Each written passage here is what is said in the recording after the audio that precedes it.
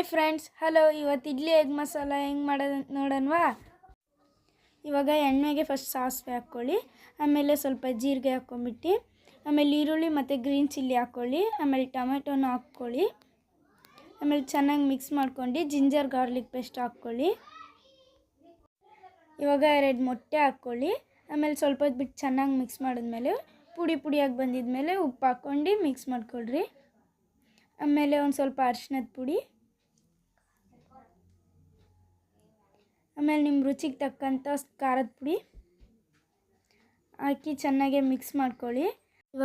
ಇವಾಗ ಸ್ವಲ್ಪ ಗರಂ ಮಸಾಲ ಹಾಕ್ಕೊಳ್ಳಿ, ಆಮೇಲೆ ಮಿಕ್ಸ್ ಮಾಡ್ಕೊಂಡು ಪುಡಿ ಮಾಡಿ ಇಟ್ಕೊಂಡಿರೋ ಇಡ್ಲಿನ ಹಾಕ್ಕೊಳ್ಳಿ. ಆಮೇಲೆ ಕ್ಲೀನಾಗಿ ಬಂದು ಮಿಕ್ಸ್ ಮಾಡ್ಕೊಳ್ಳಿ.